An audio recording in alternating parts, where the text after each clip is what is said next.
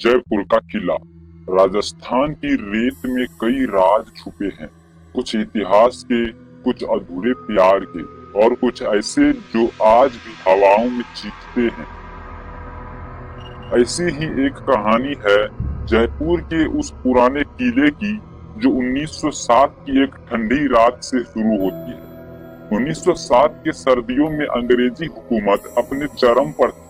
जयपुर की रियासत को अंग्रेजों की कृपा से बहुत सी सुविधाएं मिल रही, मगर इसी बीच एक अंग्रेजी पुरातात्विक एडवर्ड हॉलिस को एक रहस्यमयी पत्र मिला।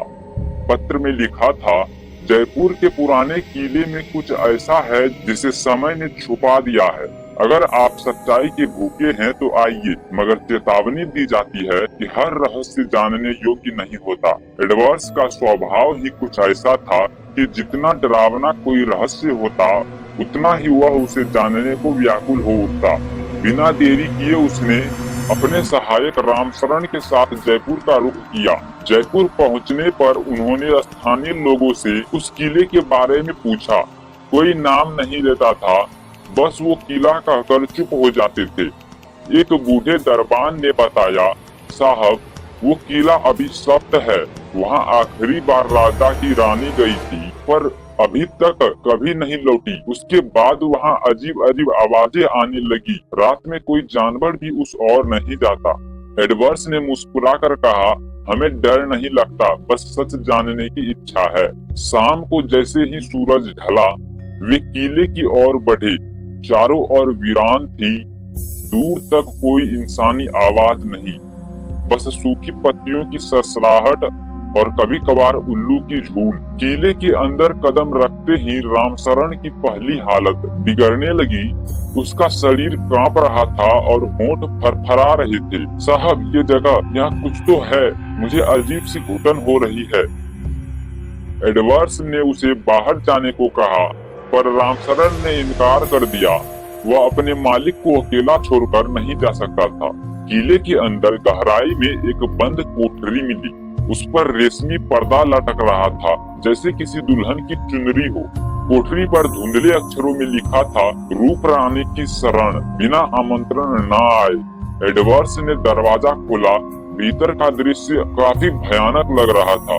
चारों ओर शीशे लगे थे, जिसमें उनका प्रतिबिंब उल्टा दिख रहा था, जैसे कोई और उन्हें घूर रहा हो।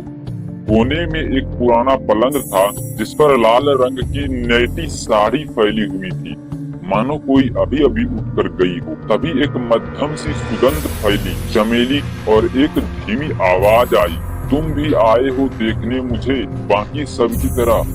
एडवर्ड्स चौंक कर मुड़ा। वहाँ कोई नहीं था, पर रामशरण जमीन पर गिर पड़ा था। उसकी आंखें सफेद हो गई थी। वह बुदबुदा रहा था, रूप रानी मत बुलाओ मुझे, माफ कर दो। एडवर्ड्स उसे खींचकर बाहर लाया, लेकिन कोठरी से निकलते ही कोड़ी हवाओं का एक झोंका आया और दरवाजा अपने आप बंद हो गया।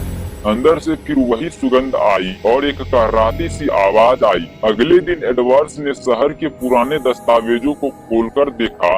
उसे पता चला कि किले में रूपरानी नाम की एक रानी थी, जिसकी सुंदरता के चर्चे दूर दूर तक थे, पर उस पर एक कलंक लगा था कि वो तांत्रिक विद्या जानती थी और आत्माओं से बात करती थी। राजा ने उसे जेल में डलवा दिया, पर रात को कोठरी से उसकी चीखें आई और सुबह वहाँ सिर्फ खून और उसकी लाल साड़ी मिली। कहा जाता है, रानी ने काले जादू से खुद को उस जगह बांध लिया, अपने साथ न्याय की प्रतीक्षा में। एडवर्ड्स ने तय किया कि वह रानी की आत्मा से संपर्क करेगा। उसने स्थानीय पुजारी बालनाथ से संपर्क किया, जिसने सहमते हुए कहा, अगर तुम सच में आत्मा से मिलना चाहते हो तो उसकी पीड़ा का आदर करना होगा।